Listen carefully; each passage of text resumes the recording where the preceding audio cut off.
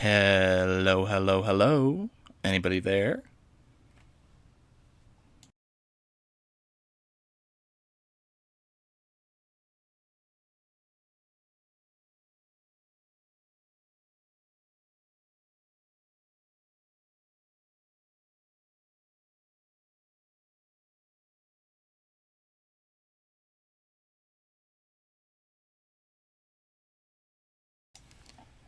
Well, it's not gonna matter that much anyway. So why don't we just get this wagon train a moving?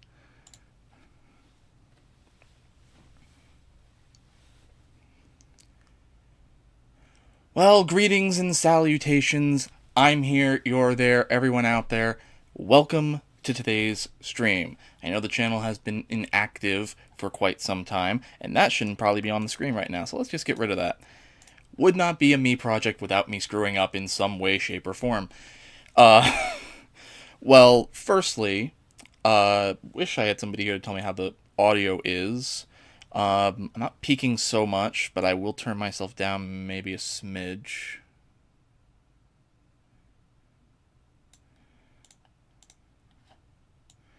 I'll put that there for now while I'm just talking to you guys. So, like I said, hello, welcome to the stream. I know the channel has been inactive for some time, but I have taken the last kind of week or so to revamp my streaming setup to create this stream that I am calling Let's Talk or Let's Chat. I probably should know the name of my own show.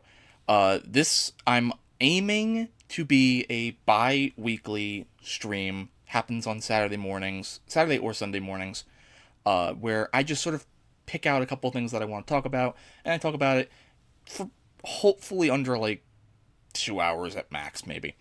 Uh, so the channel update that I promised in the community post that I put up. As it stands right now, I do not know if I'm going to be able to deliver on the Disney Channel retrospective in time for September. I'll freely admit it.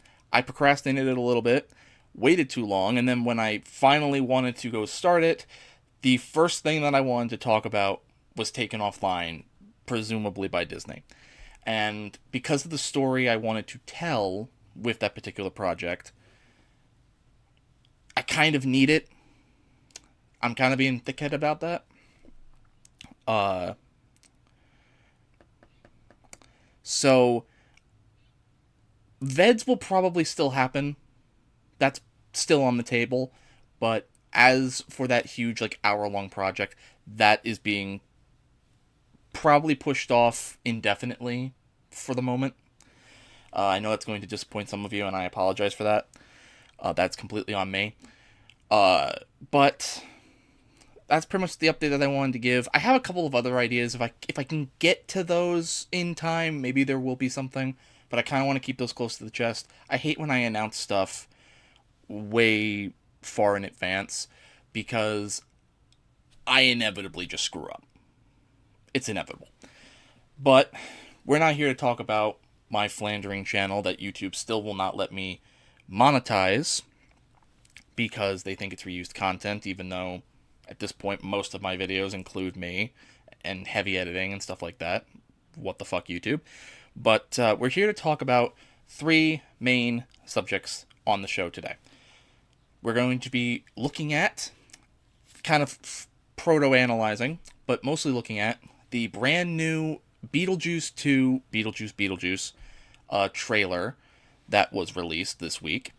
We're going to be looking at the first world premiere performance of Fantasmic 3.0 over at the Disneyland Resort, and see whether or not a dragon is necessary. We'll get to that when we get to that. And if there's time, we're going to be looking at the three new rides that opened at Tokyo Disney Sea in their latest expansion that's getting a lot of press, which is Fantasy Springs. So without any further ado,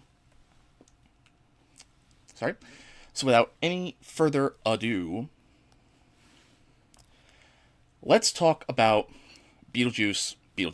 Now, this is a movie, this is a sequel, of course, to the 80s horror comedy classic Beetlejuice, starring Michael Keaton, Gina Davis, Alec Baldwin, Winona Ryder, Catherine O'Hara, and somebody who probably should not be named. Look it up. And a sequel to this movie has kind of been pitched for a very long time. Famously, there was a script going around called Beetlejuice Goes Hawaiian. So then I think what really brought this movie into the forefront of Warner Brothers' heads, and I think what really got it off the ground, to be perfectly blunt, is the very successful, very good, in my opinion, Broadway adaptation of Beetlejuice, Beetlejuice the Musical, because that, I think, not only opened up the brand and the characters of Beetlejuice to a new audience, but it was successfully able to kind of blend both the movie and the cartoon, both of those tones together to make a very good cohesive piece. It changed who the main character was. Instead of it really being the Maitland story, it was more Lydia's story and about her dealing with grief. And I really think it's well done. It's a very well executed musical. It's touring currently. I recommend if it's coming near you, go see it. But now we have the sequel, Beetlejuice, Beetlejuice. Right off the bat, not really a fan of the name. The name, I get what they're trying to do, because if they get a third one, it's going to be Beetlejuice, Beetlejuice, Beetlejuice. But I don't know. The naming to me is just a little weird. It is.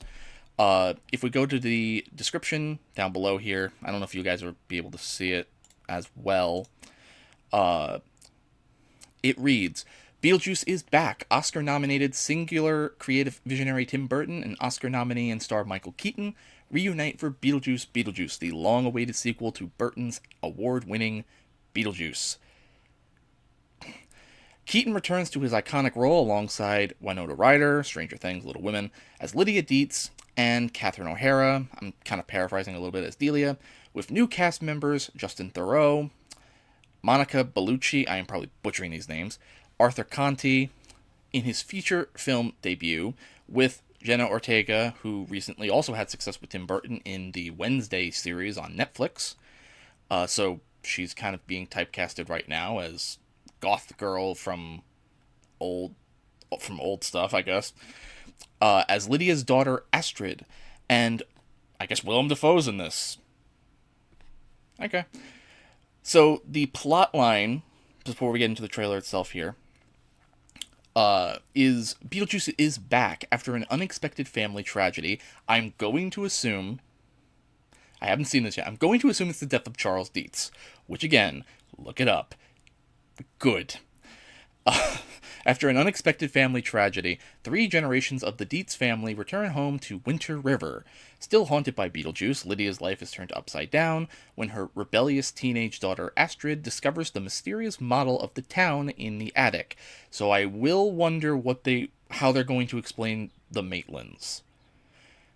Because Alec Baldwin and Gina Davis, unless they are holding them for like a cameo, they are not in this movie. That, I think, is maybe a mistake, if I'm being honest, to not have the Maitlands at all. Unless it's a cameo. But I do think that's maybe a bit of a mistake to just sort of hand-wave them away, say maybe they're in the Netherworld. Because a lot of their character was like, we're trying to get these invaders out of our house. And then years later, they're like, yeah, okay, you can have the house. We're going to bounce. I don't know. But, okay, so discovers the mysterious model of the town in the attic, and the portal to the afterlife is accidentally opened. With trouble brewing in both realms, it's only a matter of time until someone says Beetlejuice's name 3 times, and the mischievous demon returns to unleash his very own brand of mayhem.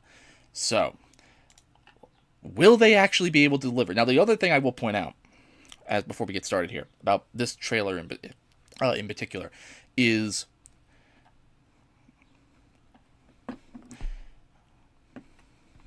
I might turn myself up a little bit. Okay. And I'm definitely going to need to test the audio for reactions. I I probably should have did this beforehand.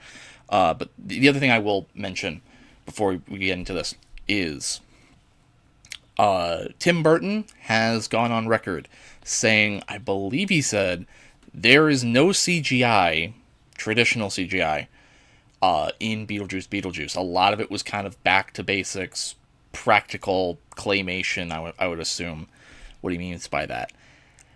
I would hope that's not a crutch. I would hope they're not using that as a crutch. But I guess we'll find out. So, I'm going to play a little bit of this trailer first. And just to see how I blah blah blah. Alright. So good thing we didn't see anything actually. So just give me 1 second here.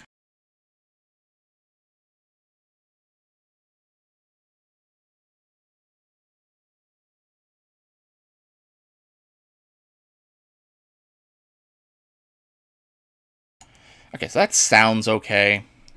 Hopefully, if somebody comes in and it's really bad, hopefully somebody will tell me. But so yeah, let's get full screen for a second. So I am gonna pause this if I have something to say. So let's watch the official trailer for Beetlejuice. Here's a preview. Be warned, it's intense. Is that a promise? I don't know. I mean, I will give the trailer. I know I just stopped it after like 5 seconds, but like I will give them credit. At least it's not, hey, let's show you all the biggest flashy moments of the trailer and then do the trailer starts now. It's something a bit different. I'll give them credit on that.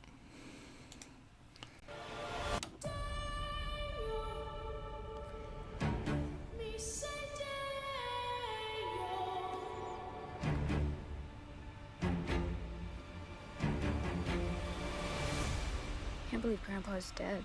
Death is horrible. Oh, hold on. Probably should also put on the captions.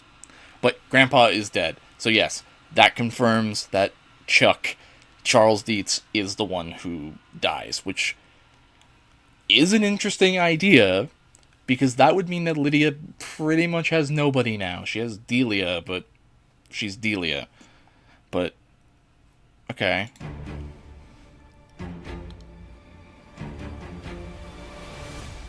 Can't believe Grandpa's dead. Death is hard. Yeah, sometimes I think life is harder. Amen. When I was a teenager, a trickster demon terrorized our entire family and tried to force me to marry him. In the mind of Tim I Burton. believed he was gone forever until you found this in the attic. Ew. Who's Beetlejuice? Don't ever say that name. Beetlejuice. Okay, so maybe I'm stupid, but does that mean, like, he doesn't even have to initiate?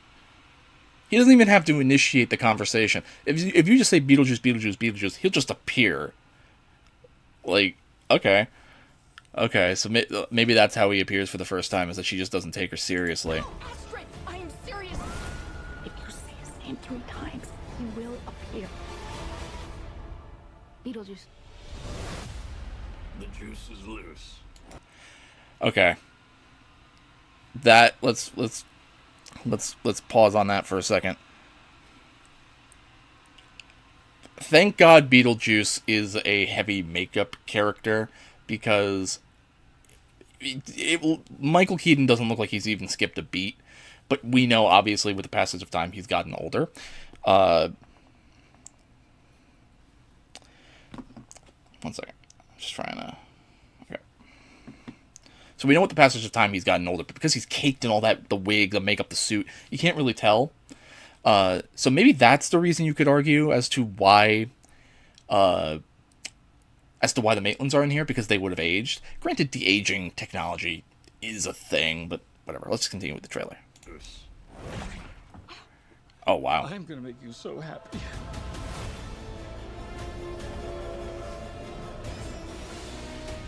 The living. the dead? Can they coexist? That's what we're here to find out. Somebody's attacking Michael Keaton, Winona Ryder, Catherine O'Hara. Okay, hold on.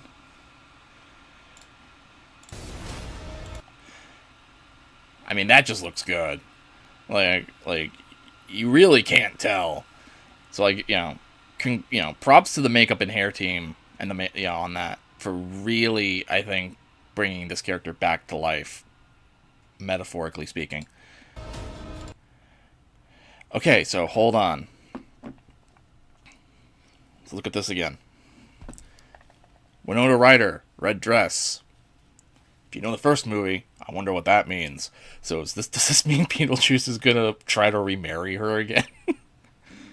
That's the only thing I can assume that means.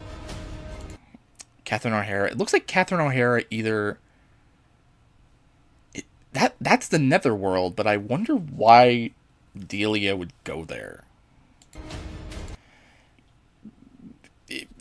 That does nothing for me. If you asked me if that was just a character from Titanic, I would agree with you. Missing finger. That's what I paused for. That's what I wanted to pause for originally. Missing finger.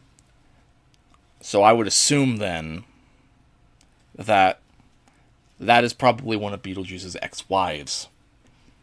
Because if you remember in the first movie, the ring he gave Lydia came off of a finger who he said that she meant nothing to me, nothing at all. I'm assuming this is that character. Jenna Ortega, Willem Dafoe. Where's Beetlejuice? Where's Beetlejuice? That actually doesn't... If that's practical, that looks really good, actually. Sandworms. Hold on. That's clay? That's claymation? That to me looks like CGI.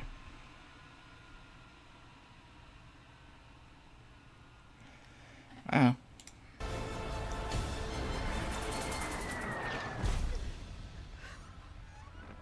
Beetlejuice. Okay. You express yourselves. Don't be afraid. You're a figment of my imagination. Really? Is this a figment of your imagination?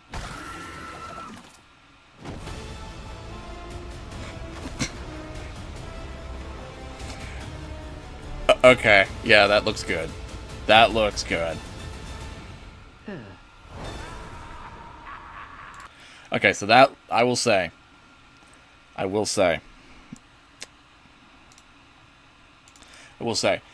that looks really good. That looks really good. Michael Keaton looks like he has not skipped a beat at all in regards to playing that character. So, I'm excited for that. I would say that was a much better trailer than the teaser was. I give them credit in the teaser, which I think was a Super Bowl teaser. I give them credit for at least showing Beetlejuice, because you know that's going to be the one thing people want to see. So I give them credit for that. But yeah, I mean, I'm excited for it. Let's check the chat. Anybody got anything they want to throw into this conversation over here?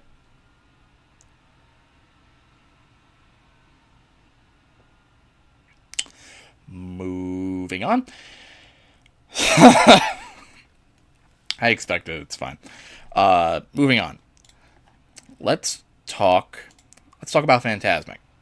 Now, for those of you who remember, about a year ago, on a night that was seemingly cursed, Fantasmic at Disneyland, popular nighttime show, has been there since like the 90s, has gotten reworked a couple times, did a show, at which point the dragon, the Maleficent dragon, the big centerpiece of the entire show, the big drawing point for the show, burst into flames.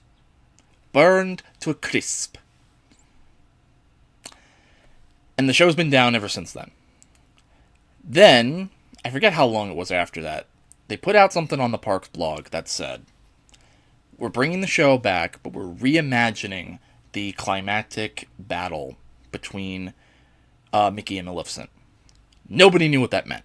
And then they went radio silent on that topic for, again, literally almost a year.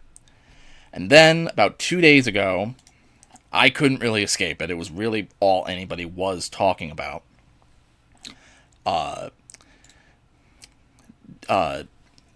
Disneyland put out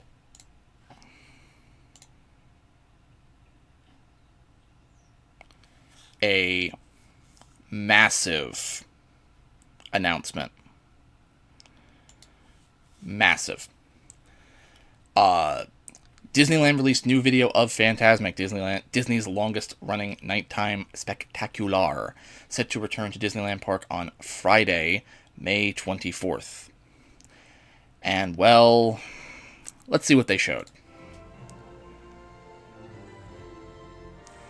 It's pretty much all we knew about the show. And then we get to this. This is the meat and potatoes of it.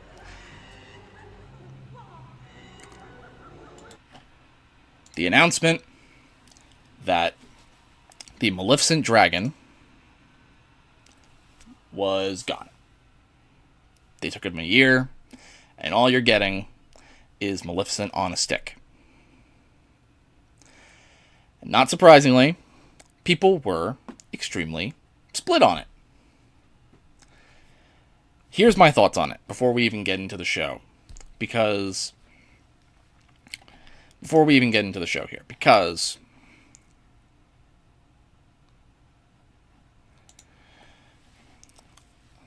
sorry, I'm kind of all over the place here. I have a bunch of links open.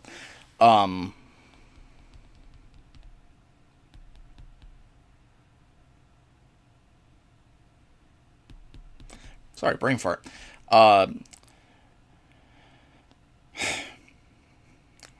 To close the show down for a year, to bring it then back as basically B mode that has always been there. It's always been there.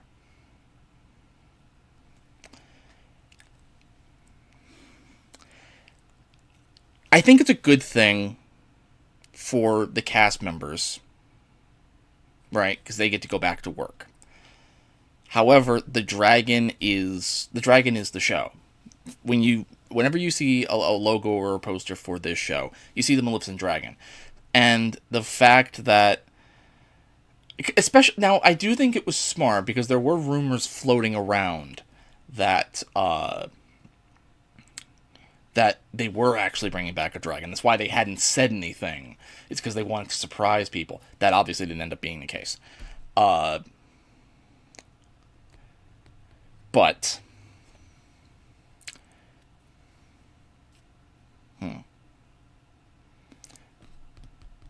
wow, I'm really just having... I need to get, like, a drink or something.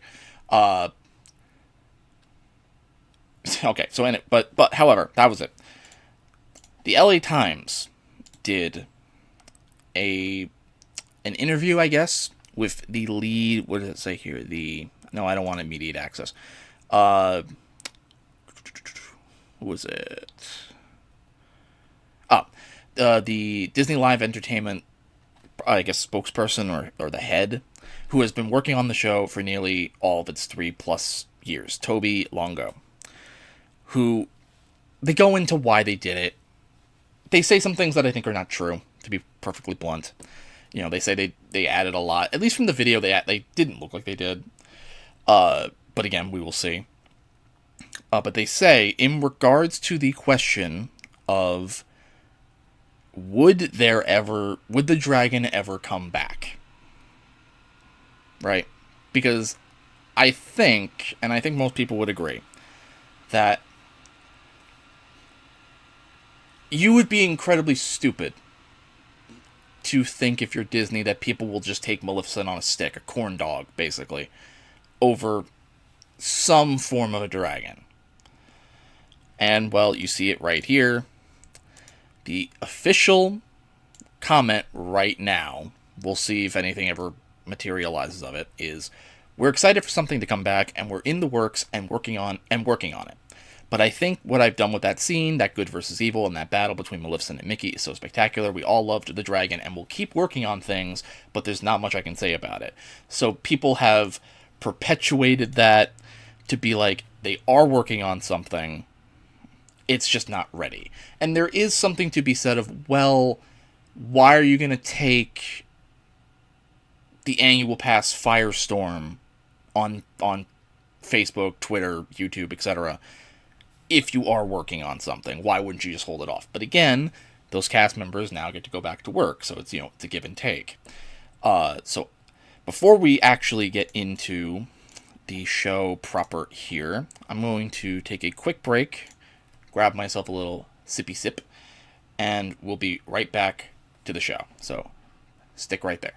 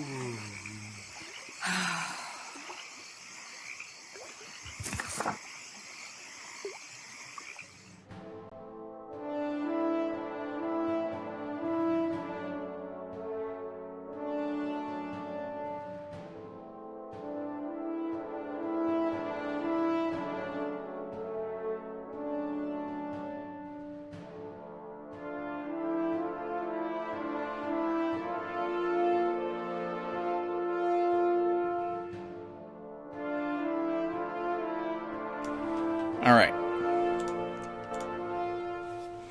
Wrong one. We are back. Now, I forgot something that I wanted to say in the preamble to the show. Okay. Everything should be good. I'm actually doing well on time. Okay. So, this was literally last night. Or last afternoon. Yesterday afternoon. Wow. What am I saying? Ahead of its return performance, that same person, who I guess is now show director, Toby Longo, posted a video to the Disneyland Magic Key Instagram account talking about the show. So let's take a look at this to maybe give us a little bit more context. Now, the other thing I wanted to say, it's because I needed caffeine. The other thing I will say is... Oh, that's wrong. There we go. That was it. Sorry. I'm new to this. The other thing I will say is that they also announced that they are bringing back Peter Pan. Now, knowing what we know now about their replacement dragon for that sequence, not being a dragon at all. There is a part of me that suspects that the whole reason why they're even bringing back Peter Pan at all is to try to appease people and try to warm them up to the idea of this. Because I think if they brought back 2.0 the exact same way, but with no dragon, people would be asking, and I think a very logical question, why did this take a year? Why was this down for a year? And I think when they looked at the show and they looked at the reactions to 2.0, including my own, there was a video that I was actually going to make that I never ended up doing, that was going to be talking specifically about this sequence, which was that the show features two of the ships that usually roam around the rivers of America at that park. The first one, the last one is the Mark Twain, but that's the finale boat. And the first one is the sailing ship Columbia, which in the original version of the show was Peter Pan battling Hook and Wendy battling pirates. Then when they reworked the show, it became Pirates of the Caribbean, which is a tone that does not mesh with any other IP in that show at all. It was a very confusing sequence. It was like going back to Curse of the Black Pearl, because you had Barbossa saying, you best believe in ghost stories, Miss Turner, you're in one. And it was Elizabeth, and they kind of turned that ship into the Black Pearl, kind of, sort of, doesn't really look like it. It was very dimly lit. And then you also had, like, Jack Sparrow there, blumbering around, with, discount Wish.com Johnny Depp, vocal performance as Jack Sparrow. Just for no reason. Like, it was such a confusing sequence. They had to change dialogue to try to make it somewhat understandable as to what was going on. It just didn't work. Meanwhile, the entire time you have He's a Pirate just playing on loop. And it was so obvious that it felt like the people in entertainment were just kind of like, yeah, we keep reworking World of Color, which is the DCA water show. We keep reworking that. Pirates isn't always going to be there. We'll just put Pirates here. It just never worked for me. And it didn't work for a lot of other people. But, be that as it may, it did seem like they took that criticism to heart. And they are going back to basics, and they are dusting off the old Peter Pan stuff. I do not know if they brought out the crocodile. That'll be interesting to see if they bring that back. But before we watch the show proper, let's watch this interview, and let's see if we get any more answers.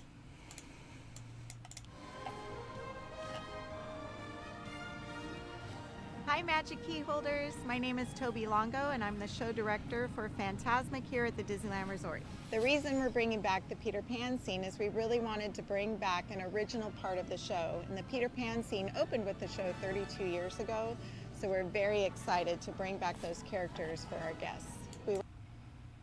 We're able to work together with all the different departments, our tech designers, our lighting designers, costumers, choreographers, and we brought back to life the original scene that we opened with 32 years ago with even more exciting new features. So a few fun things you can look for that are new to the show. On the pirate ship, we have some friends of Peter Pan who will be battling the pirates. And then we have some new pyrotechnics and other special effects during the show that are just going to make it so exciting to watch each and every time you come. So personally, my favorite part of the show is the whole romance scene, leading into our beautiful barges filled with lights, with our princess couples dancing across the water. That to me is like the iconic Disney scene. I will also say, since they're bringing it up, number one, I was going to pause it, but I kind of let her keep talking. Some friends of Peter Pan, a.k.a. the Lost Boys. I don't know why she didn't say Lost Boys. 2, when they reworked the princess scene for 2.0, they took out Snow White. Kind of making a thematic gap, because the whole point of having Snow White there was she transitioned into the evil queen to the mirror. But they took out Snow White and they replaced her with Tangled, and you'll hear it. The transition between what was the original medley and this new Tangled I See the Light song is so jarring. It did not work. I'm not saying don't put Tangled in there at all, but if you're going to change that section, I would almost prefer you remove all 3 of the originals and replace them with new ones. But let's let her continue. And it always makes me misty-eyed. We can't wait for you guys to come see the show and all the exciting additions we've added. Some imagination, huh? Oh, I guess that was it. Okay. The other thing I wanted to point out, harkening back to what I was saying previously, Disney Dan, very popular YouTuber, one of my favorites in regards to Disney park content, says, just want to say quickly, the parade department runs Fantasmic. So it's not actually really show departments, it's the parade, which does make sense if you look at the show in that way. It generates no income outside of some merch sales, which I think there should be some more merch for the show, but that's, again, neither here nor there. It gets no slice of the budget when there's so much else going on. This gets actors, crew, and management back to work, which is ultimately, I think, a net positive. It gets evening capacity rolling again. I've never been there, so I don't know if that's an issue. I don't know if that is. But I think I've rambled on for long enough. So, they've promised some pretty big things. This is the video by Daps Magic. I'll leave a link to that in the show notes. This supposedly is 3 cameras, so, you know, it's presumably the best view you're going to get. So, let's see what we got here. Welcome to Fantasmic. Mickey Mouse uses his vivid imagination to create magical imagery for all to enjoy. In a moment, you can experience. All right, blah blah. Oh, okay. I'm actually gonna just. Okay, so we're gonna skip that for a second. We're gonna skip the opening spiel because that has nothing. Okay, so now the show's starting proper.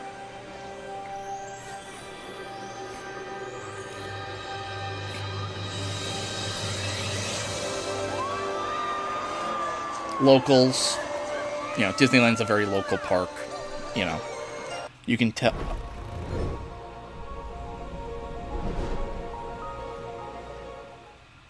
Hardy Quit Tour 2024.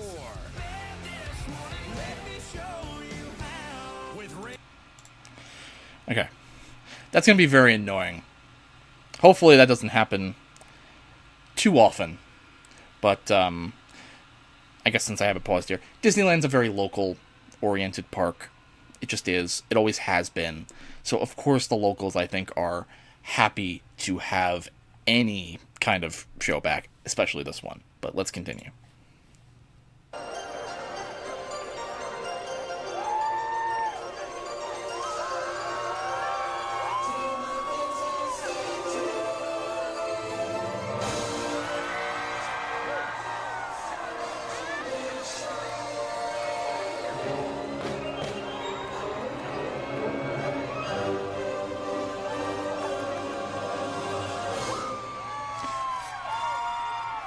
Okay, I can already notice there is some slightly new choreography there. If you compared 2.0 to that, that's slightly more. That's different choreography, and that is slightly more indicative of how the original choreography was.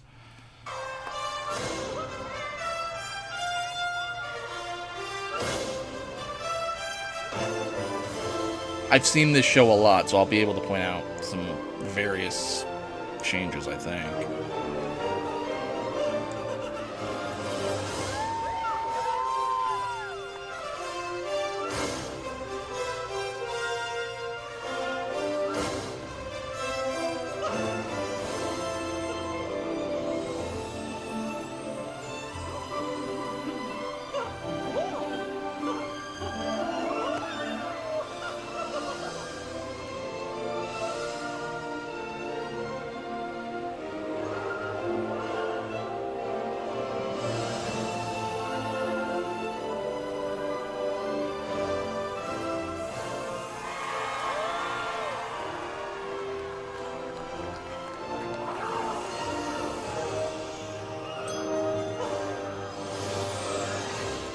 Okay, just right off the bat, something that I want to point out.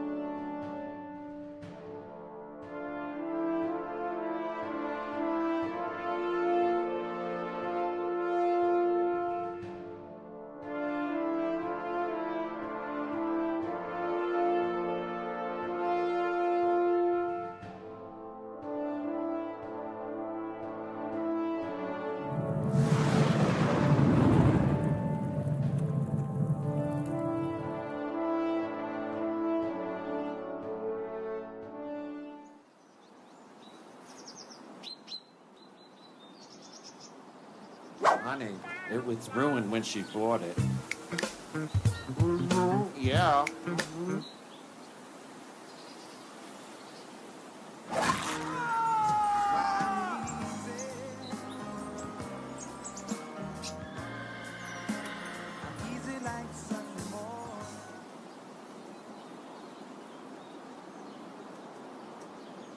Dirty hoe.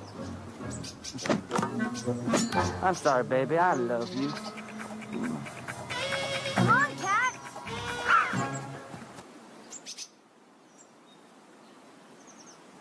Wait till Joan gets a load of you.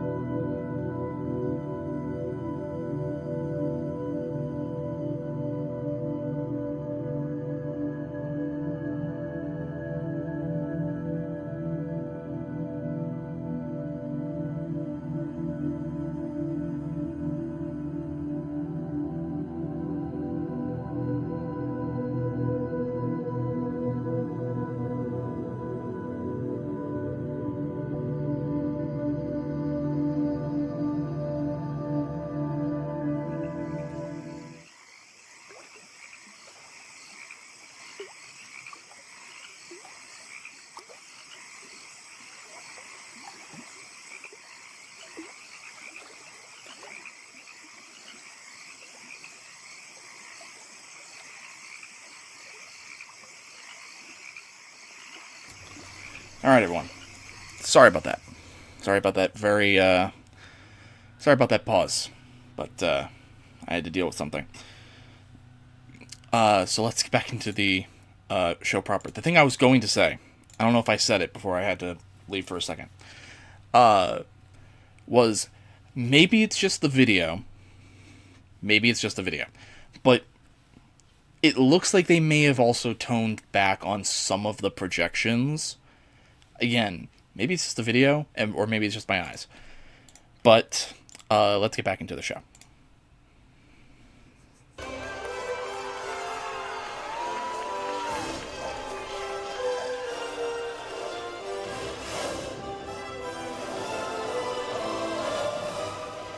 Still not a fan of like how they've changed some of the projections, because I feel like it worked. The timing of some of the original ones was a lot better.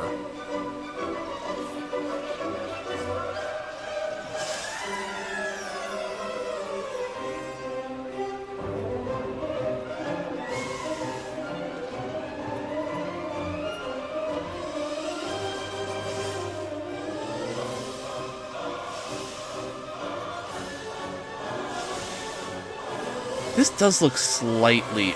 Yeah, this looks slightly altered. I would have to watch a video of 2.0 again, but this scene does look like it has had some work done to it.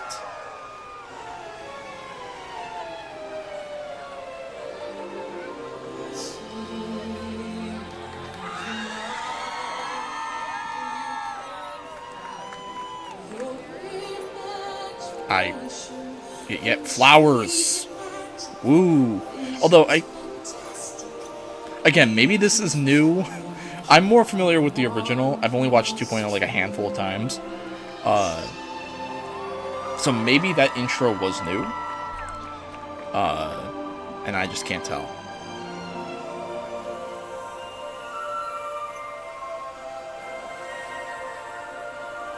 Fun game to play at home. Try to find the person.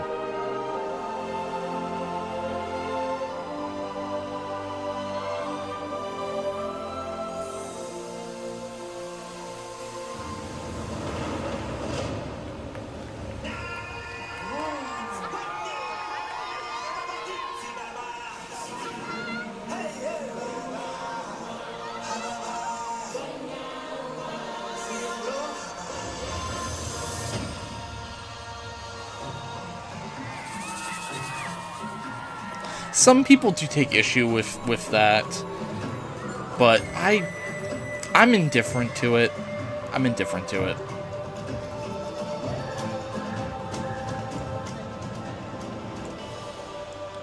I'm indifferent to it. I don't mind. Come on, YouTube. Plus channels of live TV. Your favorite sports, And no, I'm not movies, paying and for more. YouTube With no Premium. hidden That fees or overpriced long-term garbage contracts. just to get ad-free. Plus, Some people take issue with that. I think it works. I think it's fine. I liked the slow descent into the jungle in the original score. I do agree to an extent that just having the opening bars to Circle of Life play is kind of just cheating. It's kind of just like, okay, now we're in the jungle. It's like, But, I mean, to each their own, I guess. These monkey puppet blacklight costume things, not only do they not clash at all with the King Louie, which the original monkeys did because they were actually the Jungle Book monkeys, but they I think come from the Tokyo Disney Sea version of the show. So that's being repurposed, I guess.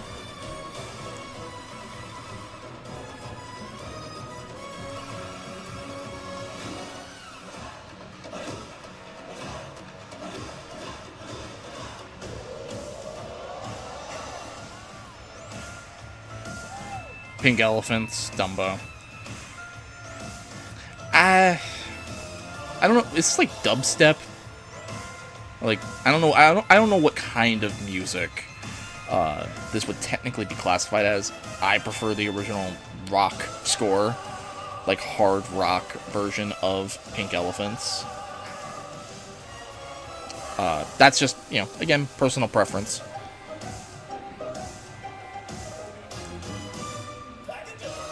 Pachyderms.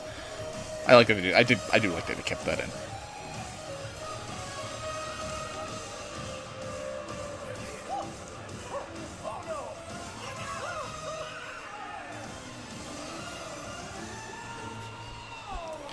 Gotta represent.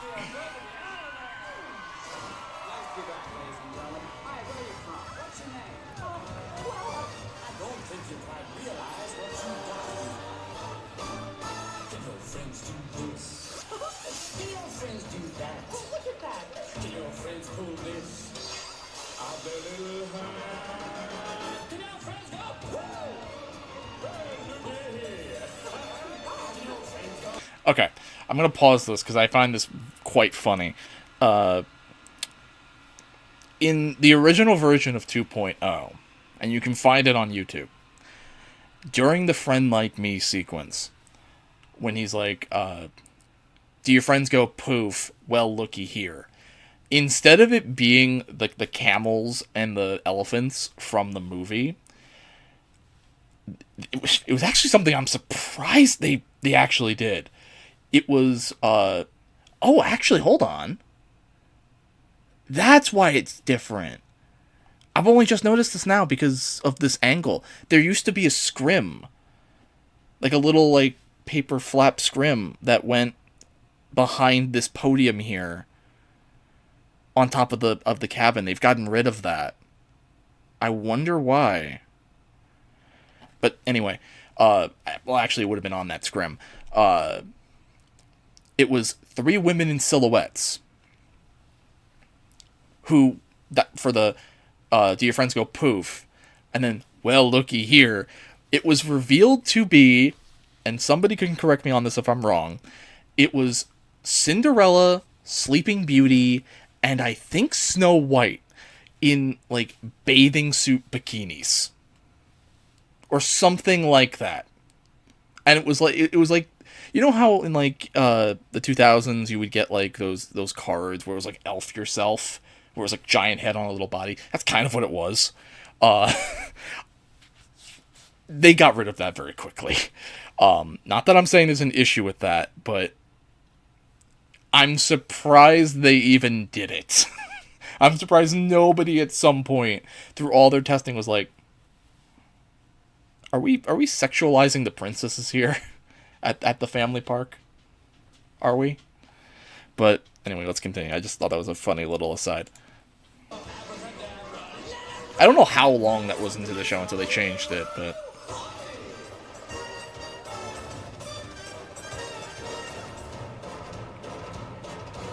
Reference to the Pinocchio sequence that was there before, for those who are not familiar.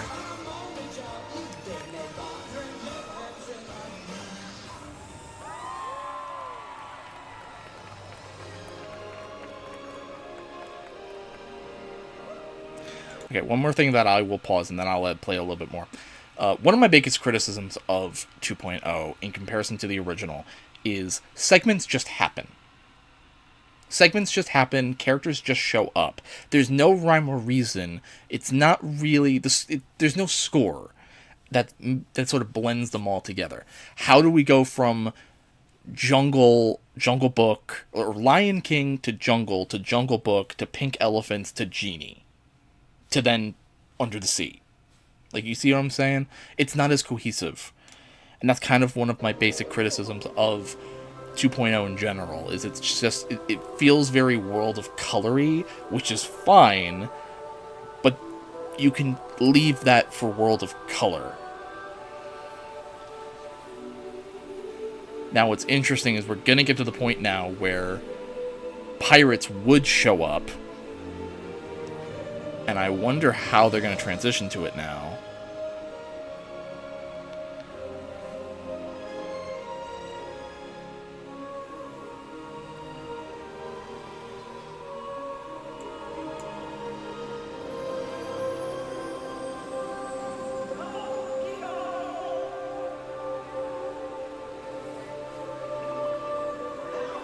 I think this was here before.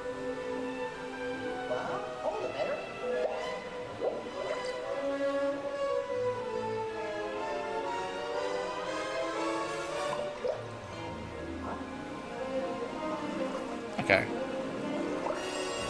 Now we're okay. Now I think we're back to old score. I think we're now back to the original score.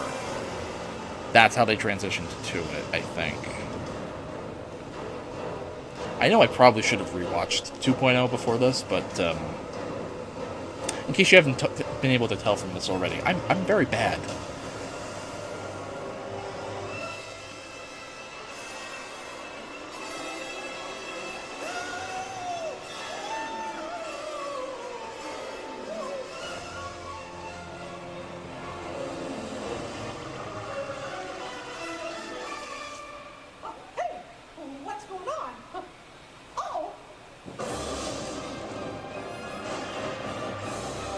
Okay, yeah, now we're, yeah, okay. That's old score.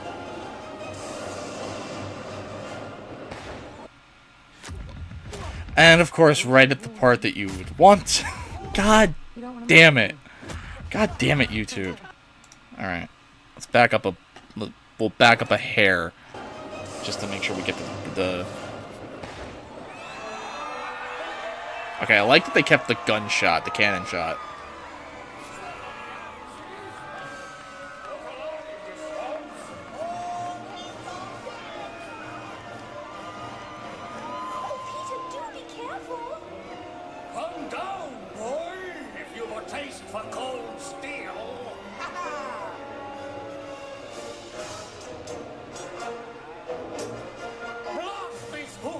This hook that in no way unhinged me just now.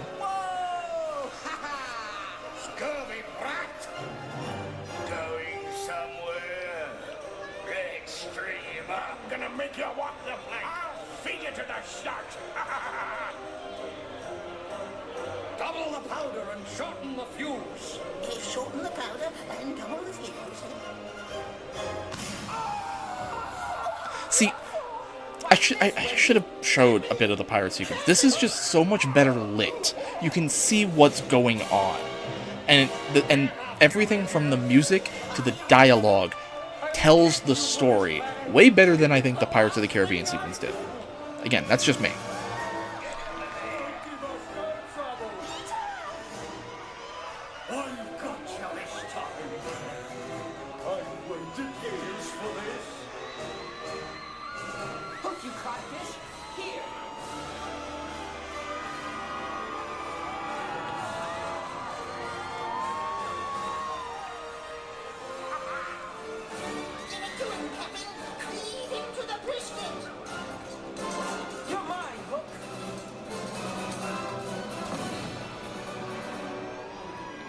I don't see a crocodile yet.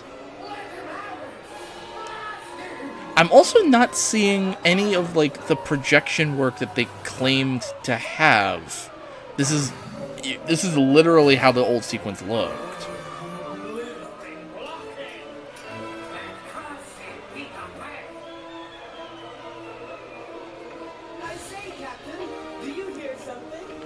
Where's the croc? Is the crocodile there? Okay.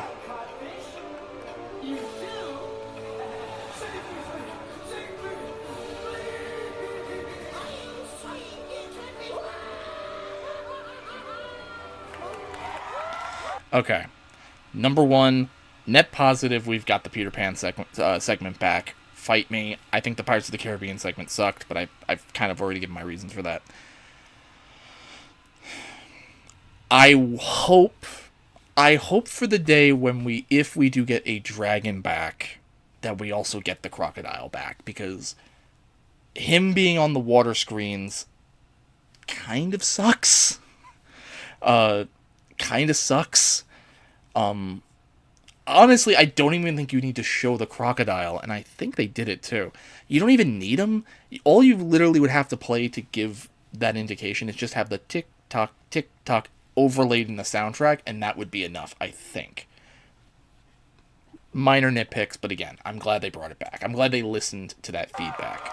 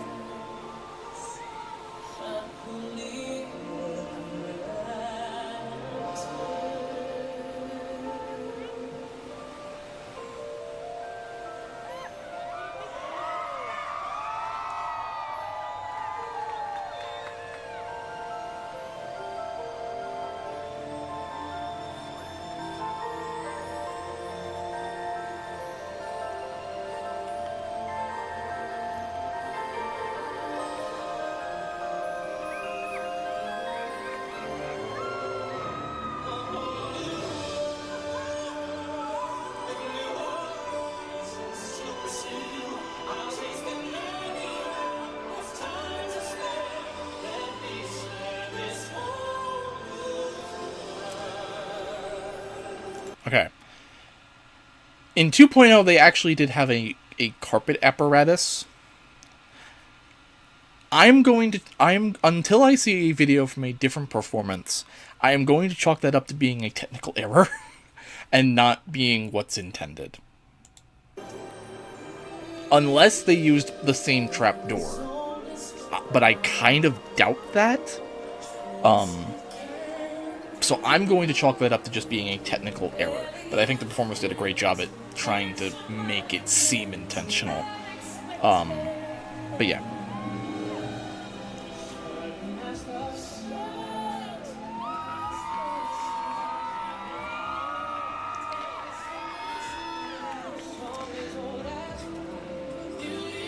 I kind of wish we had articulated costumes for the Beast here, and for Mickey too, but I think people have said that the reason why that's not the case is because it's run by the parade department, not the show department, and I think if it was done by the show department, then yeah, you would. I've also said it's because of all the water use in the show, but again, what do I know? Okay, this is the transition I was talking about earlier, so just keep that in your heads.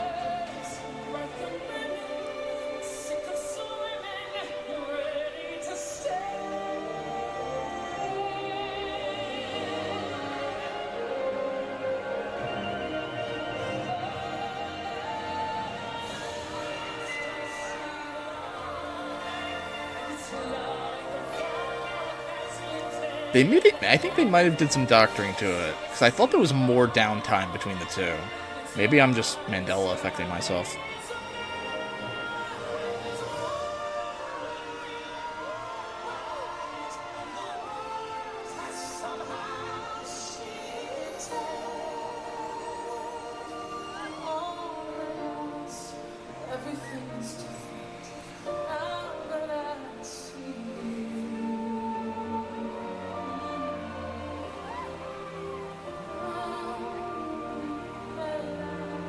Did they bring back the Evil Queen?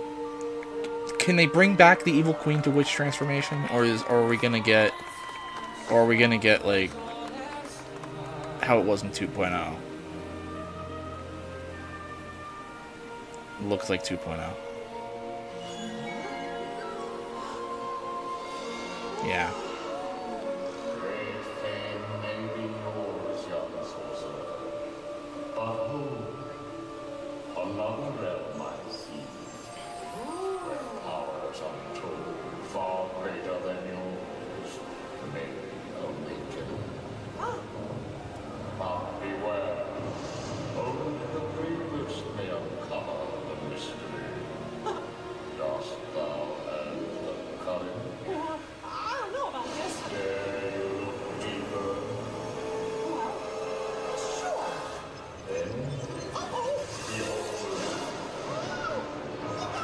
Okay, so for those who don't know the original version of the show, Snow White would I think I said this before. Snow White would transition into the Queen, asking the mirror. She would then transform herself into the old hag, and the old hag would appear and summon forth all the villains.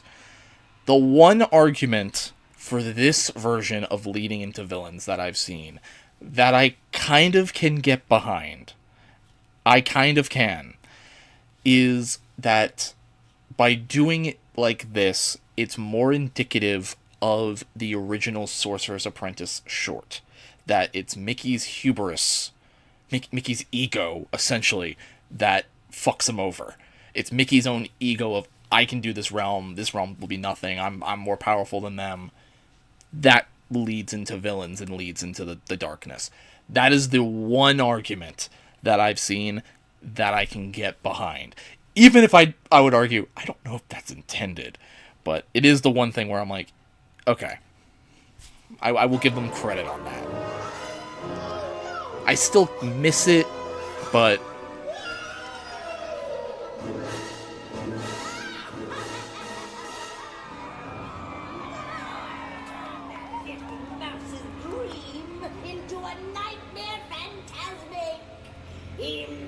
hey, title drop, take a shot.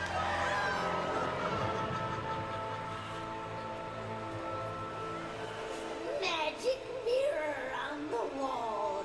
All the forces of evil. Something looks wrong with the eye. Like, am I the only one who sees that the eye's gonna, like, pop out of that mask?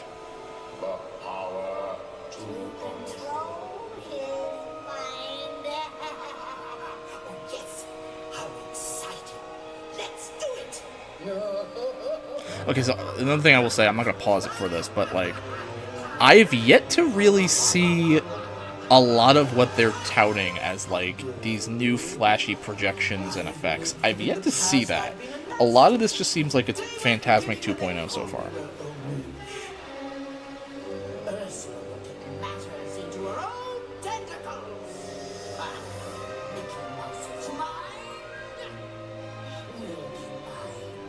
This animation is from Tokyo.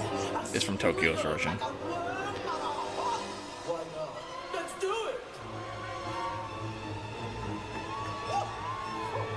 I liked that.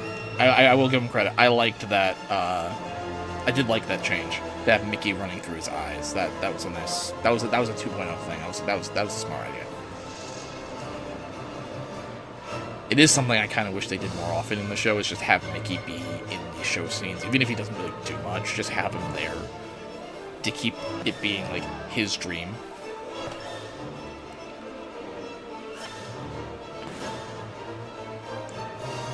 Now, we're getting to the part of the show where Maleficent's going to show up in the dragon.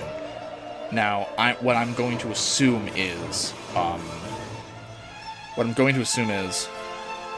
that the soundtrack they're going to use is going to be strictly Tokyo's, because Tokyo's had a shortened dragon score, so I'm assuming that's what they're going to do.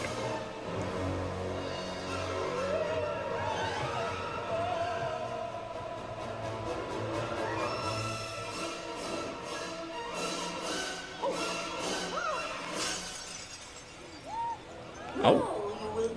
Okay. That was actually okay.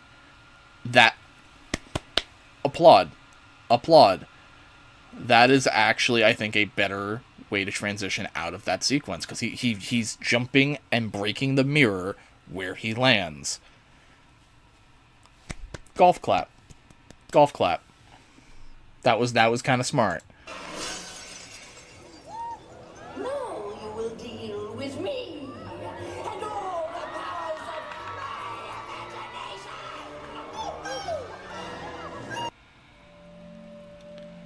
So it looks like they might have even changed this from, maybe not, from that archive footage.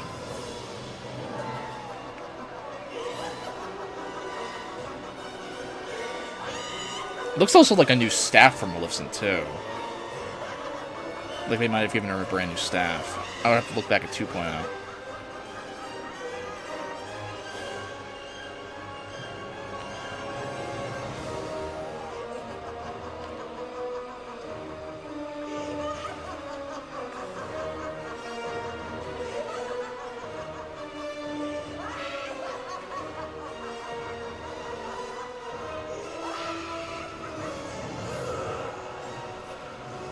Okay. If you heard it, they still keep the dragon noise. They still kept it.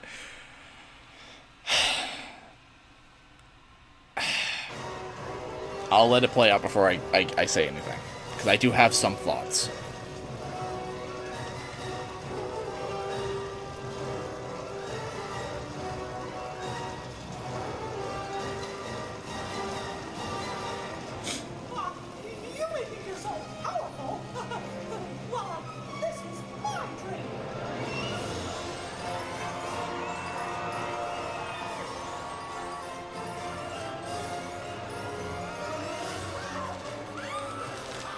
Oh.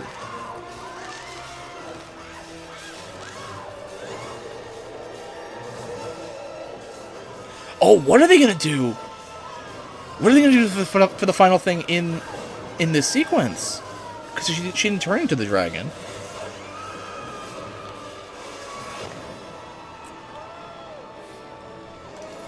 Okay. So, they're still using the dragon on the screen. Kind of a mistake. I kind of wish they would have gone in and did something different there.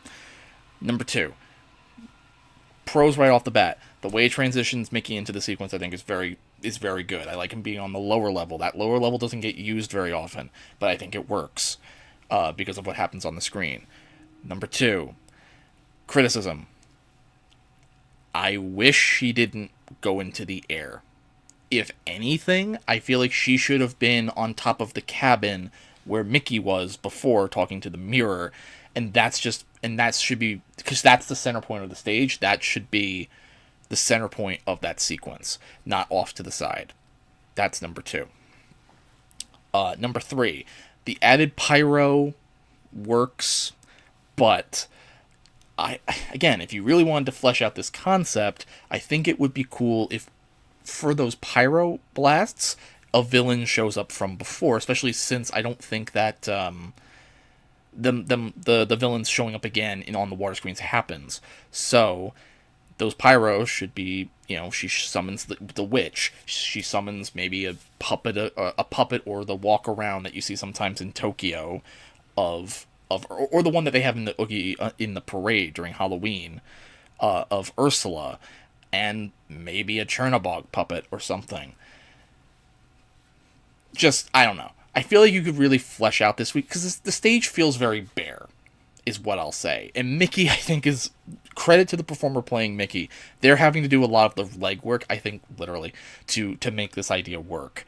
But I think if you flesh out this idea, if you flesh it out, add a few more things to it, add a couple of villains on the stage, and that, and if you do that, not that it's a better idea than the dragon, but I think it'll work. And I know I'm very dimly lit right now.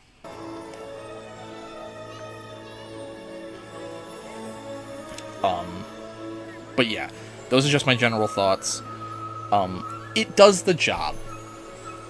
is, I think, the best that I can say. It does the job.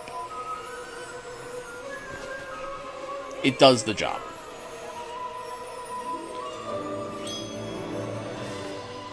It does the job.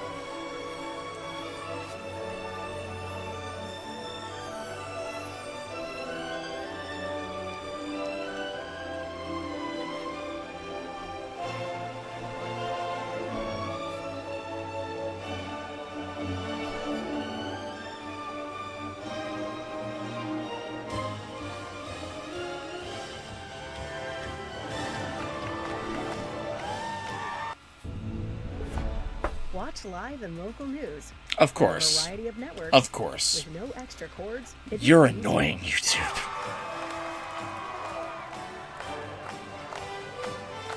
So, okay, so I'm trying to see if there's any, like, newer characters on the boat. I saw Mirabelle, but I think she was on the boat before the shutdown. I think really the only other character who could be on that boat would be Asha from Wish, but I don't even think she's available in Disneyland. I think that's exclusive to Disney World.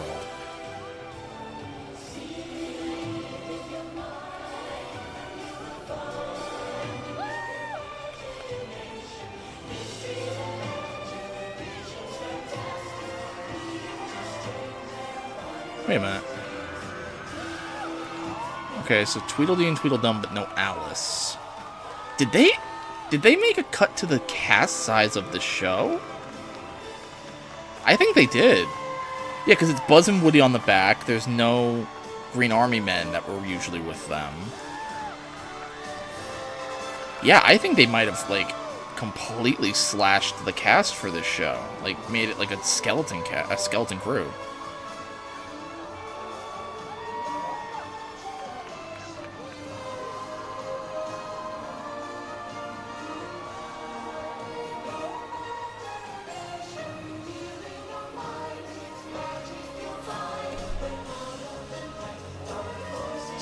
That's weird.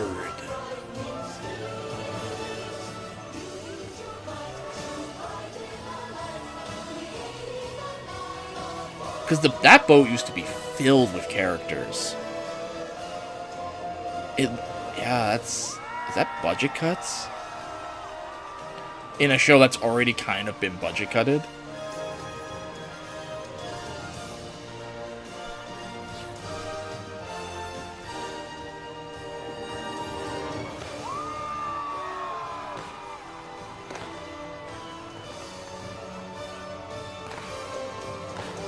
Have never really been a fan of the updated finale with less pyro, but Disneyland being a locals park, I guess it's better for the locals around in the surrounding area, but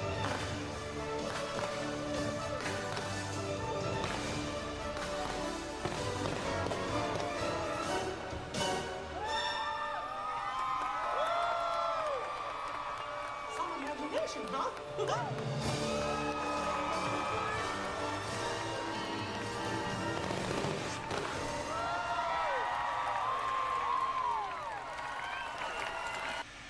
okay. So, overall thoughts. It's still Fantasmic at the end of the day. It still is.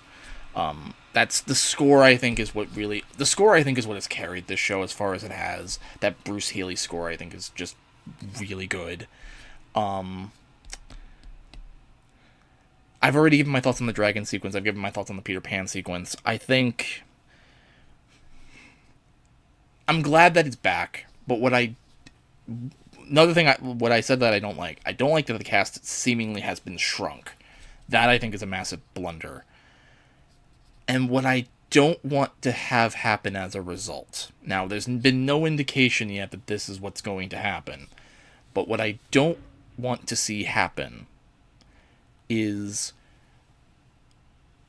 Disney then looks, well, we did it in California, let's do it to the other versions of the show. Let's cut the dragon, save some money, hire less people to do the show, and hope the guests are still satisfied. I hope they are true to their word when they said again, we're excited for something to come back. I hope that's true. I hope that's not just PR speak right now to try to, yes, I know this is a poor choice of words, douse the flames. I hope. But it's Fantasmic. I've loved the show ever since I was a kid. I will never not need an excuse to talk about this show. I think it's one of the greatest in Disney park history. And I think even as a neutered version, I think it works. So those are my thoughts about Fantasmic 2.0 or 3.0, excuse me. I guess look at some of the comments here. Okay, so let's every change. So this comment supposedly has pointed out some of the differences. The tiki torches on the Jungle Book raft or float barges weren't lit. I would dock that to being an issue, maybe a technical issue, which there are going to be those. The show has been down for a year. Did Hook miss the mark for the end of the pirate scene, or are they not having him swing along the back of the ship trying to evade TikTok? It looked like he was holding the rope, but just didn't swing for some reason. Again, maybe a technical issue. TikTok as a projection leaves much to be desired compared to the old float. Wasn't one of the reasons they switched to pirates in 2017 was because the old TikTok was too tall to fit under the train. So yeah, that's probably why he's not using it. If that's the reason why they changed it in the beginning, then that's probably the reason. Aladdin and Jasmine dancing on the stage is fine, but if they didn't want to bring back the magic carpet, maybe a fourth float river barge. Probably not room, I agree with that. But I again, a lot of these changes I think are just being propped up to technical issues. With no carpet, it would have been nice to get the Evil Queen's transformation back. I agree, but I think Maleficent's B mode projections were more climactic than what they have now. I hope a new dragon is being worked on and it just wasn't ready to be used this summer. That's I think the suspicion. What he's talking about with B mode is. This is B mode from what I would argue is the original Fantasmic, which is Maleficent on a stick. B mode in Fantasmic 2.0 was on the water screens, they would project a CGI version of the dragon. I've never liked that. I thought it worked in a pinch, but for long term, I don't like it because then you can because it's hard to then to see what's happening on the stage. It would be hard to see Mickey, at least from the videos that I've seen of it. It's never quite worked. And I think they know that, and I think that's why they opted to do this. I think this B mode is better than the old B mode. Just speaking from personal preference. There were definitely less characters on the Mark Twain in previous years. I agreed. So yeah, there was a lot more empty space on the boat in the past. There was a lot more empty space. So yeah, those were my thoughts on the Fantasmic 3.0, 2.5, arguably, until we get a new dragon. If anybody's in the chat right now and wants to chime in with their thoughts after watching it, now would be the time. Let's see what the chat has to say.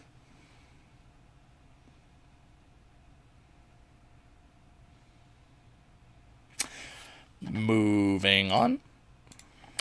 Alright, so the last thing I want to talk about today, we're going to go a little over the time that I wanted, but yeah, it's the first stream. I've had a couple of hiccups, much like the show we just watched.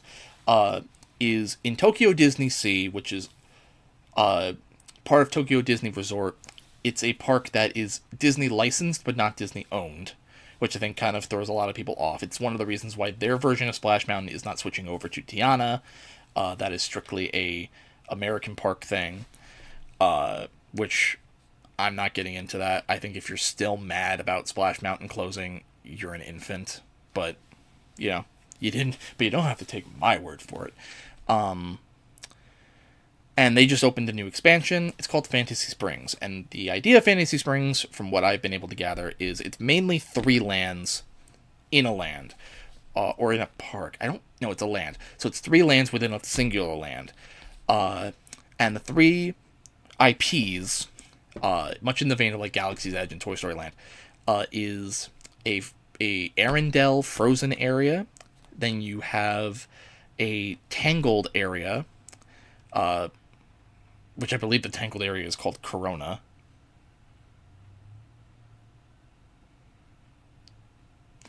And then you have arguably the weirdest one out of all these is Peter Pan in Neverland. And I only say it's weird not because I think Peter Pan isn't deserving of a land, but because they're using Peter Pan in 2024. Am I the only one who thinks that's weird? Like, you're going back to such an old property. I applaud it, but just seems a little weird. Not gonna lie. So we're gonna now. I'm not gonna look at the lands overviewed, because I would be here probably for another hour and a half, and I just don't really want to do that. I want to keep these streams kind of close and concise as best I can. But actually, probably should have checked beforehand. There is one more ride. Okay. All right. Do you need to learn All right. So what I'm gonna do instead is we are going to look at the what I believe are the 4 rides that are in this area. There are 2, I believe, in the Peter Pan section. One is more Peter Pan Pirates themed. One is more Tinkerbell themed. Then you have the Frozen ride, which is not a carbon copy of Frozen Ever After from Epcot, and now I think Shanghai. No, not Shanghai. Hong Kong, excuse me. And soon to be Paris. It's a completely new ride. I believe it tells the story of Frozen as opposed to being its own original thing.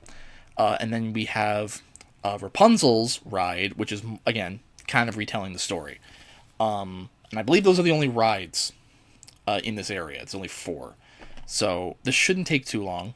And then we'll open it up for comments, questions if you guys have anything. And then we'll get out of here. We'll wrap it up. I've been going for almost 90 minutes here. So we're going to start.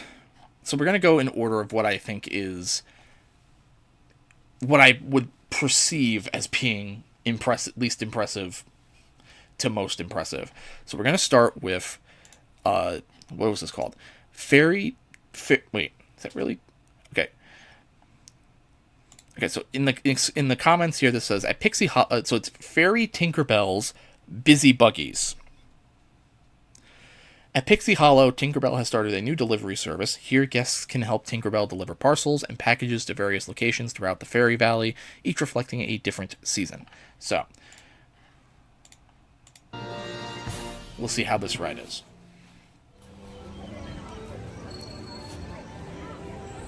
Right off the bat, that looks gorgeous as a facade. So, oh, that's cool. Okay, so you got like some fiber optics in there of pixie dust. And I believe that's Tinkerbell's house from the Tinkerbell movies. I've only ever seen one of those, and it was kind of like a dare. Oh no, so I guess that actually is what it's called. Fairy Tinkerbell's Busy Buggies.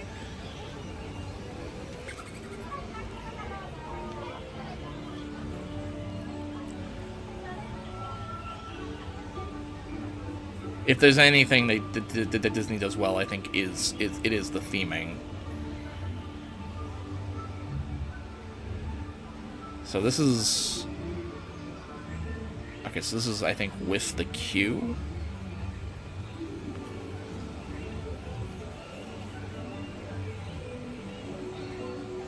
Alright, so we can kind of skip... Okay, so this is, I think...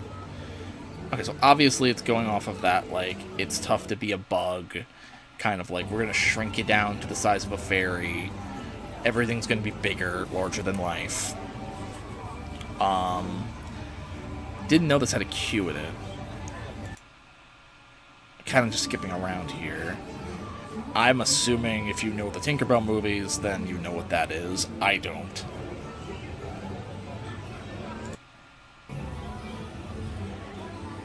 I'm kind of just skipping around here, because...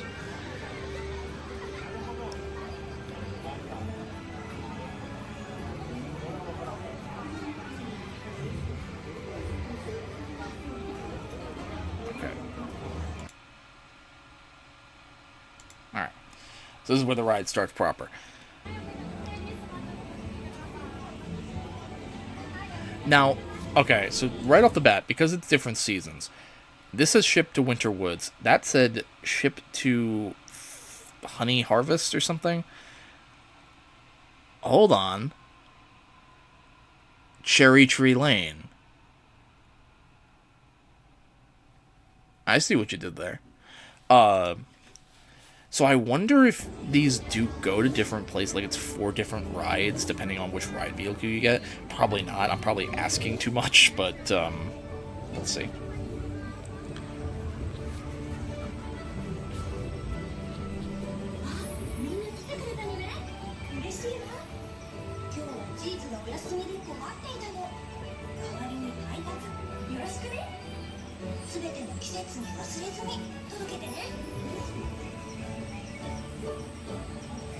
So of course I don't understand any of what was just said, which I kind of know that going in.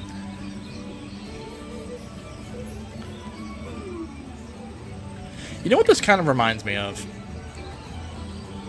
This reminds me of if you remember in DCA, in A Bug's Land, they had Heimlich's Choo Choo. I wonder if this is just a send-up to that, where it's just like, it's just Heimlich's Choo Choo, but just Tinkerbell themed.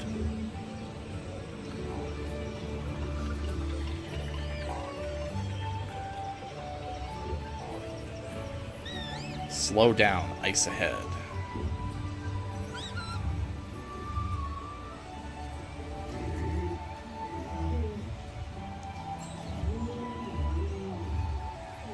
There's something in there, but I couldn't see it.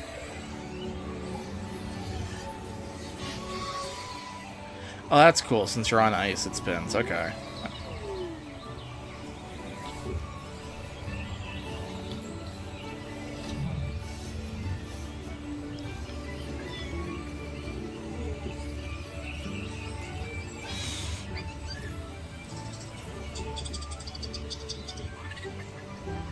Mouse animatronic. Well.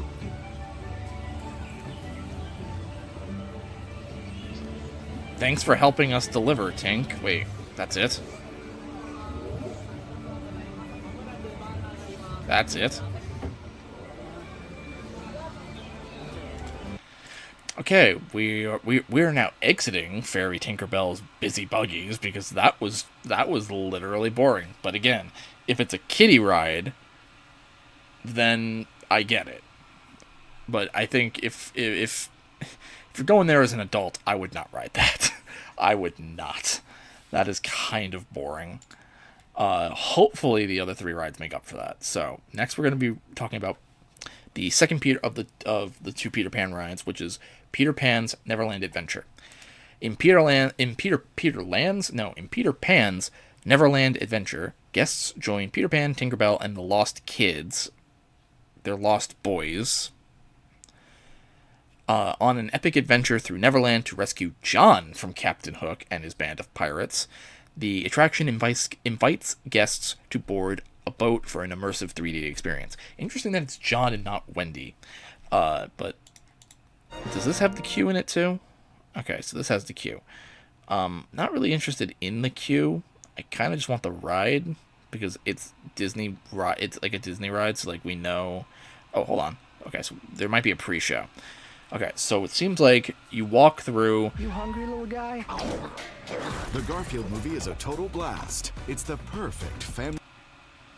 Okay, so it looks like the queue is basically you're going into Hangman's Tree, which is of course Peter Pan's hideout. So this, I guess, is the pre-show. So you see the Lost Boys. They're done in CGI.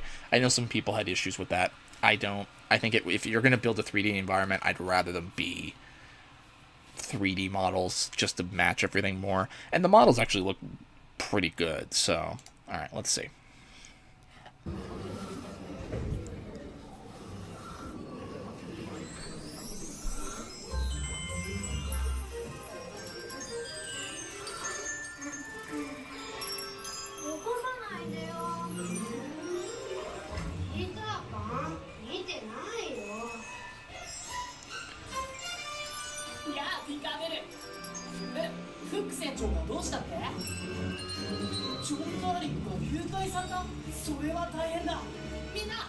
Okay, so I'm assuming this is just like, what? John's been captured by the pirates? We gotta go save him.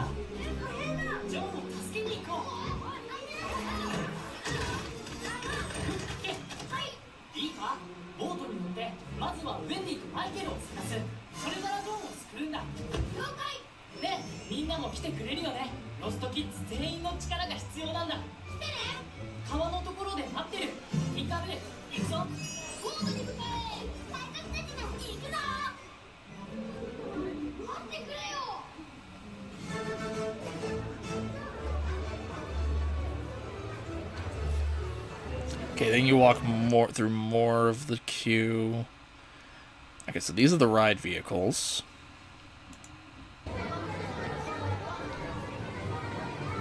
Okay, so you do have to wear 3D glasses. So it actually is like a 3D glasses ride, which is fine. Ride vehicles look huge. I'm not gonna lie, they look huge. Don't know how much room they would have.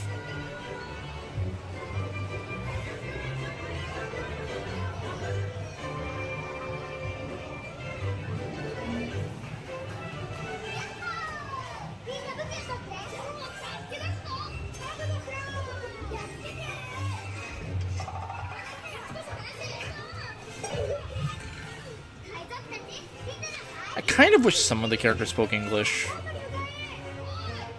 but...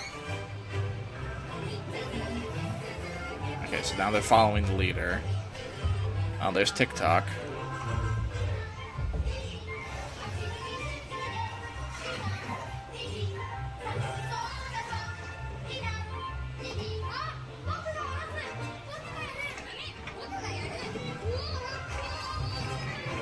Okay, so they're interacting with physical props, which is a good touch.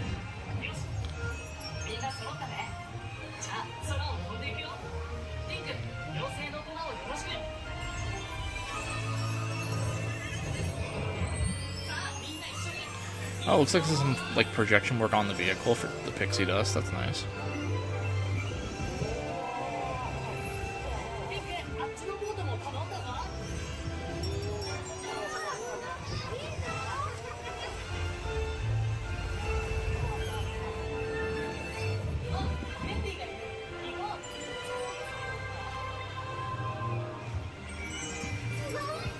Oh, there's Wendy.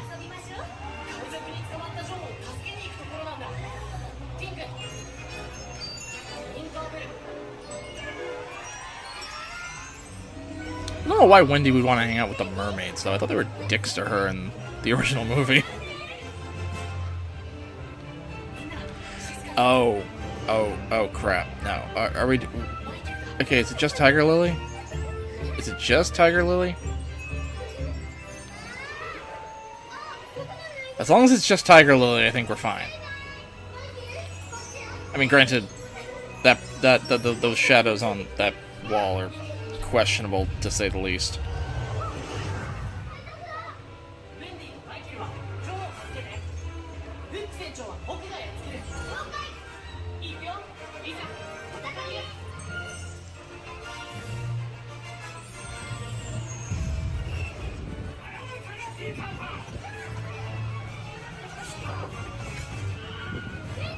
Wilhelm scream. Freaking Wilhelm scream.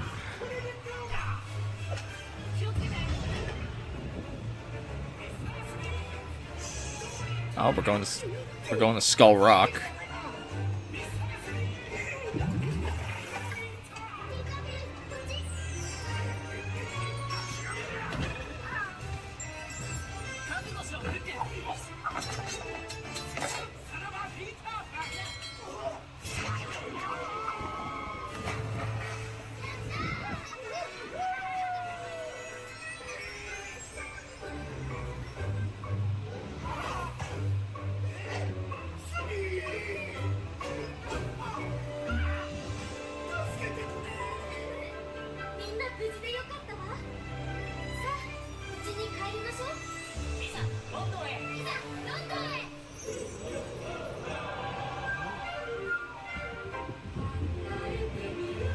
Is he taking them back to back to London?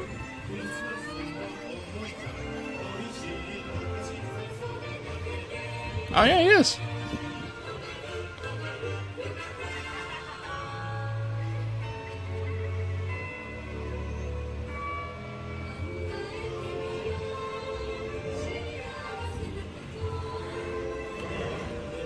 CGI on this looks really good.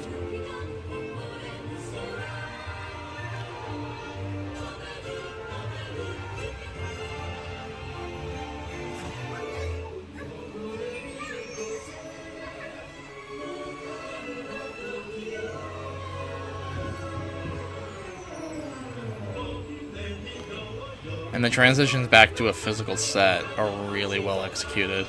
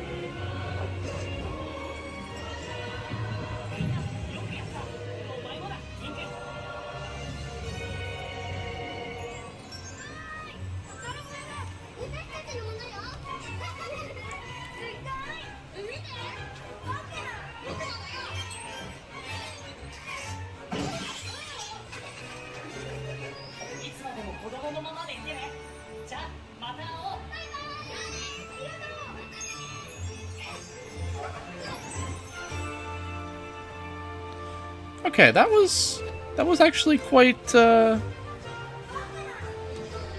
was quite good. That was quite good. Now, of course, it's hard to tell how a ride actually. Oh, okay, it's just Tiger Lily. Good. It's hard to tell how a ride actually how it is through a video, but I think again the transitions between the 3D elements to the 2D to the physical sets, the fact that it seems like they do play with physical objects in the environment when appropriate, it's really well executed, and it's a decent length too. I will say it's a decent length ride as well. So in a tier list scenario, I would definitely put that over Fairy Tinkerbell's Busy Buggies or whatever that was called. So the third ride, and I'm actually just going to skip most of the queue here. Okay, so a lot of these seem to be boat rides. The last two I think are boat rides. Peter Pan I don't think is a boat ride. I think it's a well, okay, it's a boat ride, but it's not a boat ride. These two I think are more traditional boat rides. So now we're going to be watching the third ride in the land, which is Anna and Elsa's Frozen Journey. So guests board a boat and experience the world from the Disney animation film Frozen. Here they can enjoy the epic and heartwarming adventure of two says blah blah blah blah blah, accompanied by the original film's well-known songs. So again, the queue looks really nice. So let's see what they got.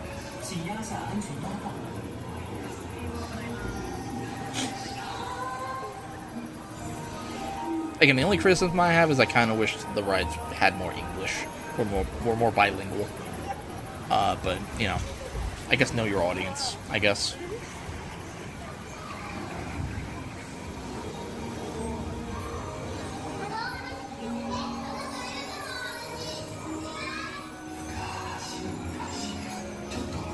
It's weird, because this looks like a carbon copy of Frozen Ever After's troll scene.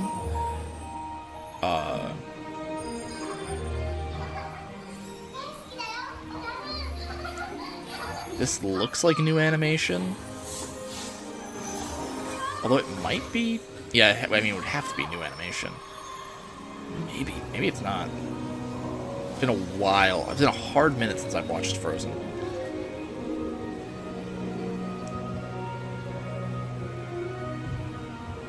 So we got our first physical scene. Oh, it's rotating. Okay.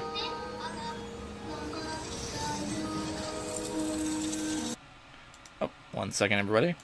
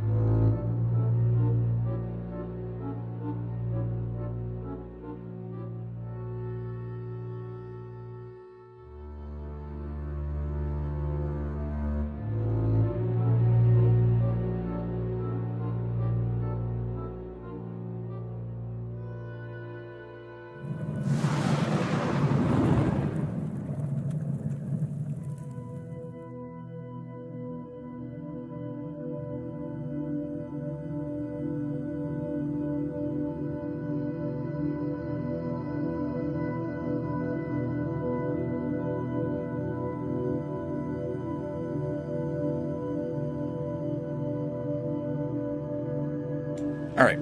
Terribly sorry. Terribly sorry about all these interruptions. Let's get back into the ride. I think that was a yeah, so that was cool. Oh, it looks like there was a mini drop there too.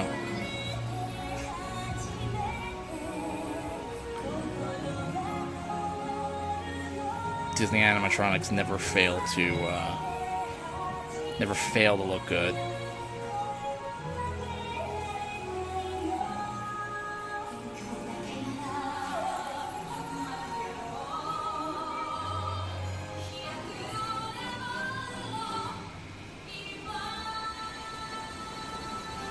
Looks like another slight drop.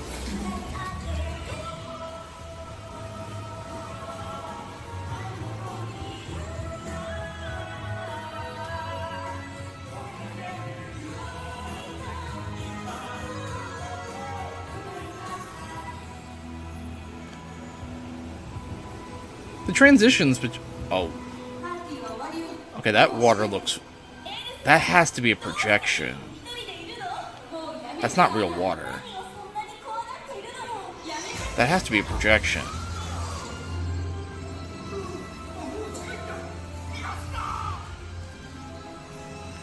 That was well done.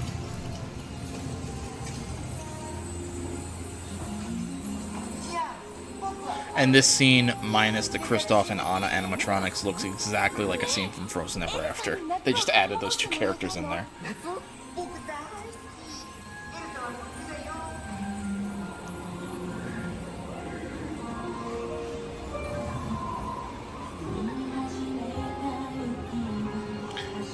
Yeah, and this is the part of the stream that's definitely going to get content ID'd by YouTube.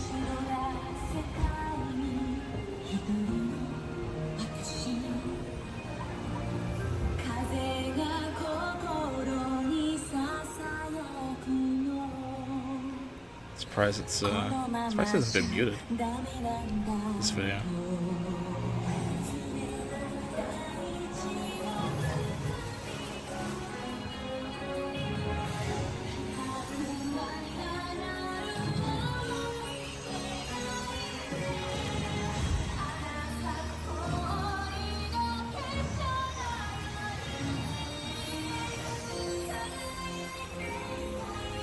I could kind of see the thing.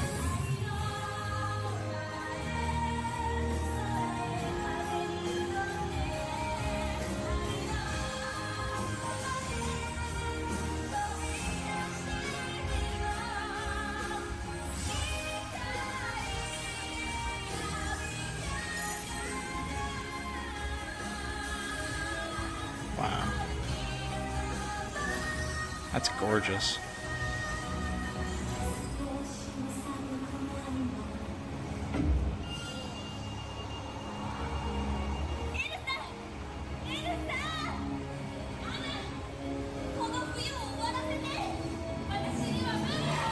Hi, my name is Tanya. I'm 42 years young, and Oh my I got God. Botox Cosmetic.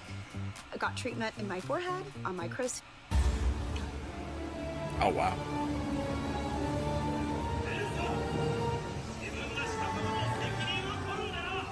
Plot, plot, plot, plot.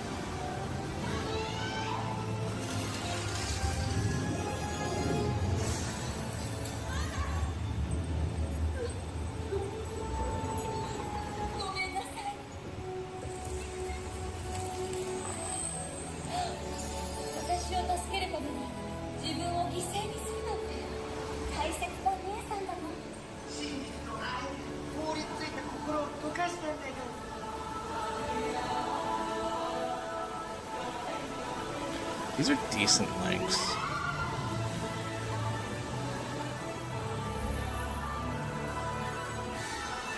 You're definitely getting your money's worth. These are not short by any stretch.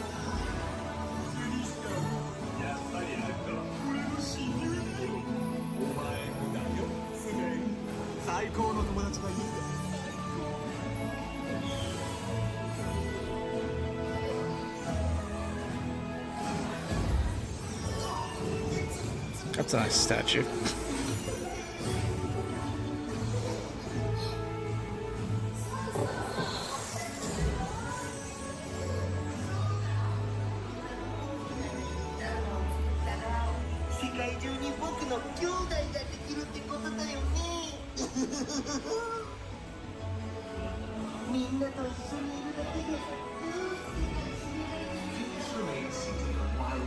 And that's it. That was a very, again, decent length. Decent length.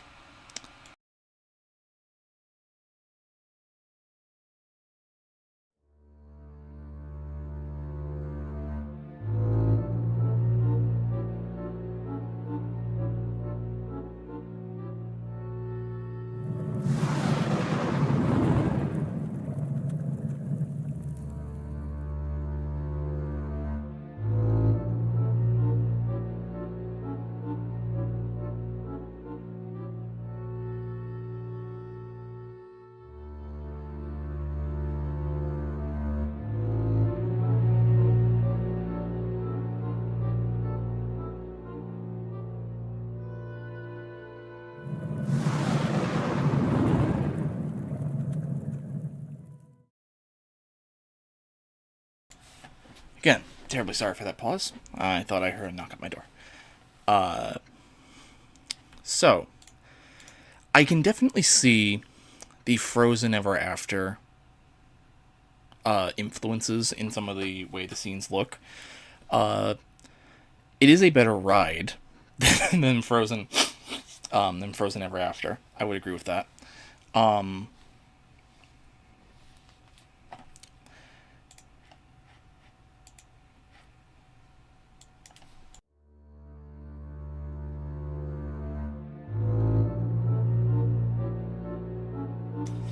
Sorry, had to wipe my nose.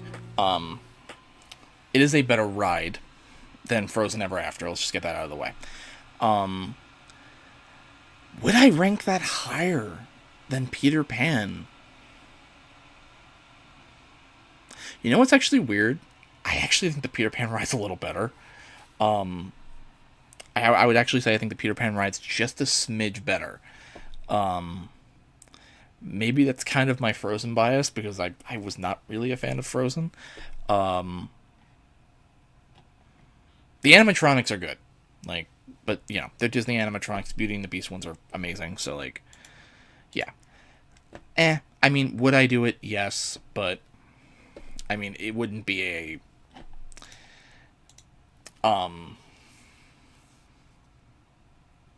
it wouldn't be one that I would flock to immediately over Peter Pan. However, the last one, we'll see how that one does. So this is, let's just skip me a little bit. Skip. Alright. This is Rapunzel's Lantern Festival. It is another boat ride. You want to eat better without wasting hours cleaning and prepping, or... The description of this one reads, join Rapunzel and Flynn on their unforgettable journey as they celebrate the annual Lantern Festival, experiencing Rapunzel's best day ever firsthand. So it's basically another you ride through the film. But this one is a reason why this one I think is getting a lot of precedence, because up until now, Tangled's only ever gotten like a bathroom, so this is like the first time they're, or like a scene in a show. So this is the first time they're really utilizing the IP. So let's see.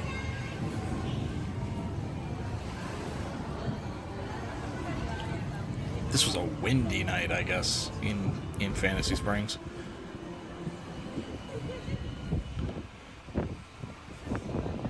This is a very windy night, I guess.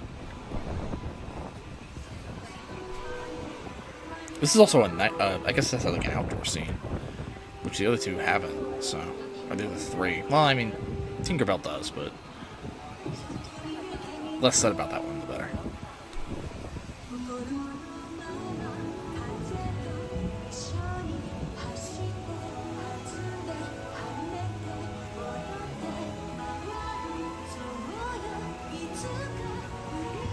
Is that Disney's smallest animatronic?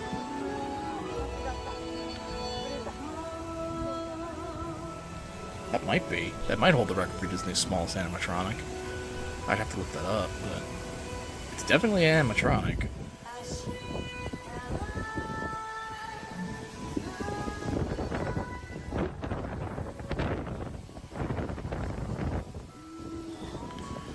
There's Flynn. Maximus.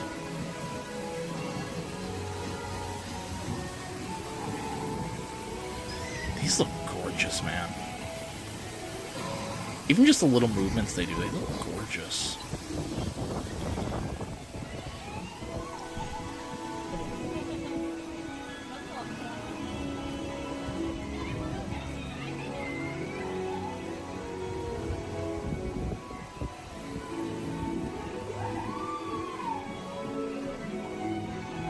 And if you look in the back really hard, you can squint. You'll see Winnie the Pooh floating on his balloon in the opening scene of the Many Adventures of Winnie the Pooh ride.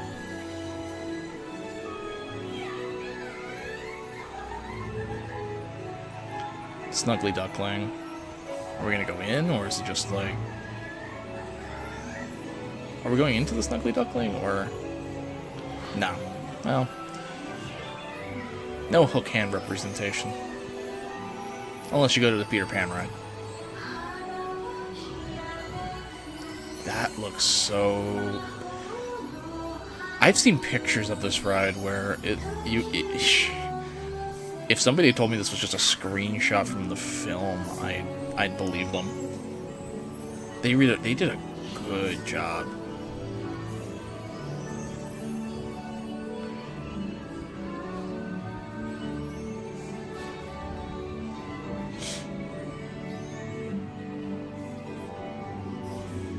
And now it looks like this is the moneymaker. This is the whole reason the ride was built, and I am hard pressed to disagree.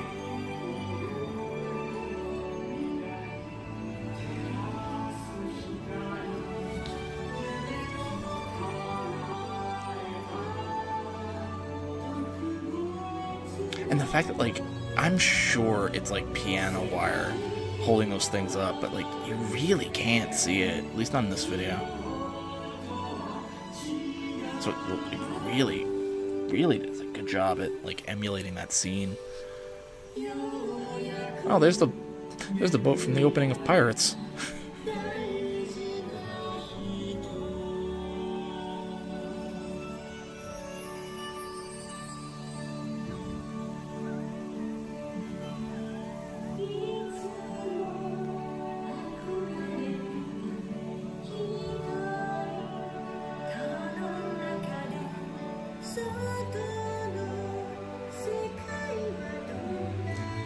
I think they're also playing I See the Light in a minor key.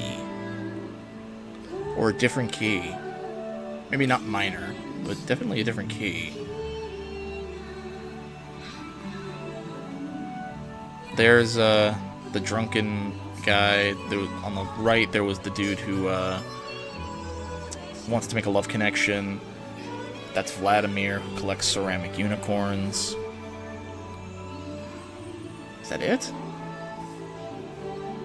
Okay, no. Now we're going back into the tower. Okay.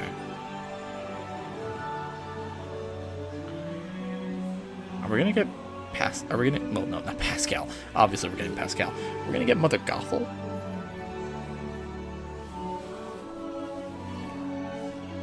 Or is this really the end of the ride?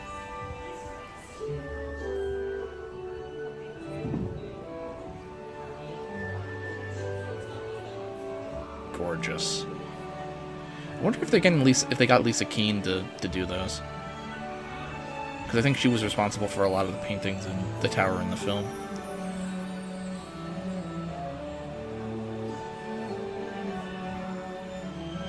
Wait, that's it?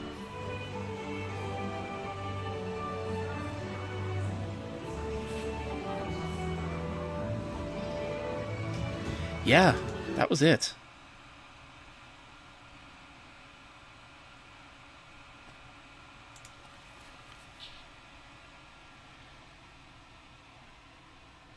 Yeah, okay. Yeah, no. That was short. That was agonizingly short.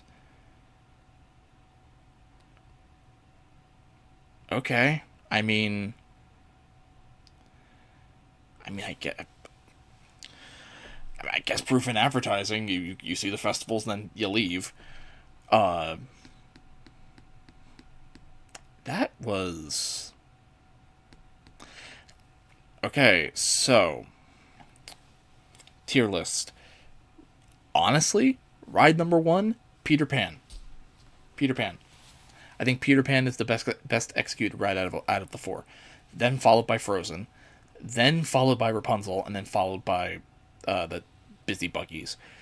I would not have guessed that going into this. I would not have guessed that at all.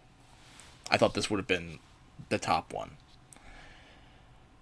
You can tell because of the way I did them up in the tabs. That was... So my biggest criticism of the land, and again, I've only ever seen the rides in the land, is that it looks so gorgeous, but everything is so short. The 2 main rides, the Frozen ride and the Peter Pan ride, those are decently sized, but the other 2 are so short. They are so short. So that if, genuinely, to me, if they would have any more than a 30-minute wait, 45 minutes, maybe an hour at most, I don't know if it's worth it, personally. I don't know if it'd be worth it unless you're a really big diehard fan of Tangled or the Tinkerbell movies. But yeah, that's that. And with that, our little time together is coming to an end. But before we go, I will once again pass it over to you guys. Anybody got anything to say about anything we've talked about today? Any questions? Feel free to do it now. That's this portion of the show.